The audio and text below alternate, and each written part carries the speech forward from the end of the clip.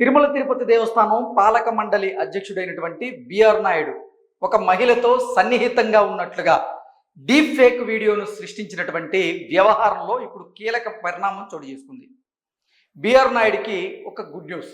అదేంటి అంటే, ఆ వీడియోలో చూపించినటువంటి సదరు మహిళ ఎవరైతే ఉన్నారో ఆ మహిళ తన మీద బిఆర్ నాయుడు మీద అసత్య వార్తలను అసత్య కథనాలను ప్రచారం చేస్తున్నారంటూ ఇప్పుడు సైబరాబాద్ పోలీస్ స్టేషన్లో ఆవిడ కంప్లైంట్ ఇవ్వడం జరిగింది. సైబరాబాద్ పోలీస్ స్టేషన్లో ఆవిడ ఇచ్చినటువంటి కంప్లైంట్ ఏంటి, ఎఫ్ఐఆర్లో ఎటువంటి ఇన్ఫర్మేషన్ ఉంది, ఏ ఛానళ్ళ మీద సదరు మహిళ కంప్లైంట్ ఇవ్వడం జరిగింది అనేది ఒకసారి మనం పూర్తి స్థాయిలో విశ్లేషణ చేసుకునేటువంటి ప్రయత్నం చేద్దాం. First information report, FIR report కనుక చూసుకున్నట్లయితే డిస్ట్రిక్ట్ సైబరాబాద్ రాయదుర్గం దగ్గర 2026 ఎఫ్ఐఆర్ నంబర్ 244/2026, డేట్ వచ్చేసి 02/03/2026. అంటే ఈరోజు ఆ సదరు మహిళ కొన్ని యూట్యూబ్ ఛానళ్ళ మీద తన మీద బిఆర్ నాయుడు మీద అసత్యమైనటువంటి వార్తలను కథనాలను ప్రచారం చేస్తున్నారు, దానివల్ల మా కుటుంబానికి భంగం కలుగుతుంది, అంటే మా కుటుంబ పరువు పోతుంది అన్నట్లుగా ఆవిడ ఎఫ్ఐఆర్ నమోదు చేశారు. ఈ ఎఫ్ఐఆర్లో కనుక మనం చూసుకున్నట్లయితే ఆవిడ పేరు క్లియర్గా మెన్షన్ చేశారు. ఆవిడ పేరు వచ్చేసి తాడేపల్లి ఇందులేఖ. ఆవిడ తన ఫాదర్ పేరునైతే ఇవ్వడం జరిగింది, age 52 years.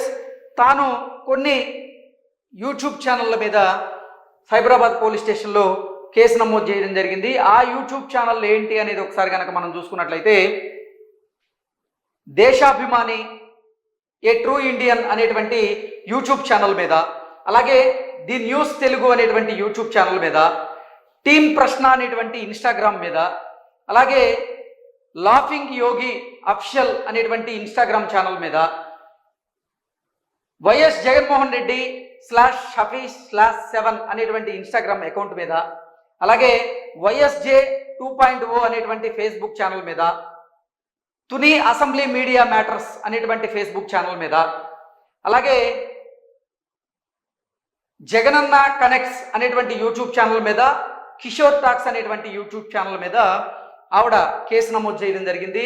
Due to the circulation of the said AI deep fake morphed content, the complaint and her family members have been subjected అంటూ ఆవిడ ఇచ్చినటువంటి కంప్లైంట్ అయితే దీంట్లో క్లియర్గా పొందుపరచడం జరిగింది. మొత్తంగా చూసుకున్నట్లయితే దాంట్లో ఉన్న మహిళగా చెప్పబడుతున్నటువంటి ఇందులేఖ అనేటువంటి మహిళ ఇప్పుడు తన మీద బిఆర్ నాయుడు మీద డీప్ ఫేక్ వీడియోను సృష్టించి దాన్ని సామాజిక మాధ్యమాల్లో సర్క్యులేట్ చేస్తున్న వారు ఎవరైతే ఉన్నారో, దాన్ని న్యూస్ చదివిన వారు ఎవరైతే ఉన్నారో వారి మీద, ముఖ్యంగా కొన్ని యూట్యూబ్ ఛానళ్ళ మీద ఆవిడ కంప్లైంట్ ఇవ్వడం జరిగింది. ఈ యూట్యూబ్ ఛానళ్ళ మీద యాక్షన్ తీసుకోవాల్సిందిగా సైబరాబాద్ పోలీస్ స్టేషన్లో అయితే ఆవిడ పోలీసులను కోరడం జరిగింది. దీని ప్రకారంగా చూసుకున్నట్లయితే ఖచ్చితంగా అది డీప్ ఫేక్ వీడియో అనేది ఆవిడ స్పష్టం చేసింది.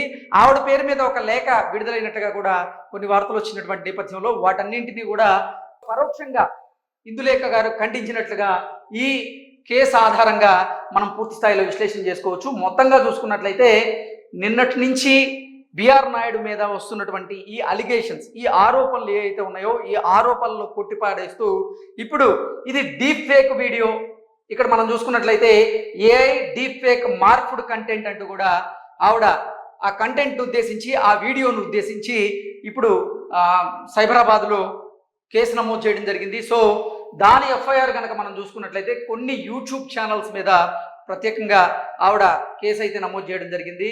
దేశాభిమాని యూట్యూబ్ ఛానల్, అలాగే the news Telugu YouTube channel, team ప్రశ్న అనేటువంటి ఇన్స్టాగ్రామ్ అకౌంట్ మీద, లాఫింగ్ యోగి అఫిషియల్ అనేటువంటి ఇన్స్టాగ్రామ్ అకౌంట్ మీద, వైఎస్ జగన్మోహన్ రెడ్డి అనేటువంటి యూట్యూబ్ ఛానల్ మీద, అలాగే జగనన్న కనెక్ట్స్ అనేటువంటి యూట్యూబ్ ఛానల్ మీద, వైఎస్ జగన్మోహన్ రెడ్డి /Shafi/7 అనేటువంటి ఇన్స్టాగ్రామ్ అకౌంట్ మీద, వైఎస్జే 2.0 అనేటువంటి ఫేస్బుక్ అకౌంట్ మీద, అలాగే తుని అసెంబ్లీ మీడియా మ్యాటర్స్ అనేటువంటి ఛానల్ మీద కూడా ఆవిడ కేసు నమోదు చేయడం జరిగింది. సో ఇప్పటి వరకు నిజంగా తిరుమల తిరుపతి దేవస్థానం పాలక మండలి అధ్యక్షులైనటువంటి బిఆర్ నాయుడు ఆయన ఆ వీడియోలో ఉన్నారు అంటూ ఎవరైతే అసత్య ప్రచారాలు చేశారో అసత్య ప్రచారాలకు ఫుల్ స్టాప్ పెడుతూ ఇందులేక ఒక క్లారిటీ ఇచ్చేటువంటి ప్రయత్నం అయితే చేశారు.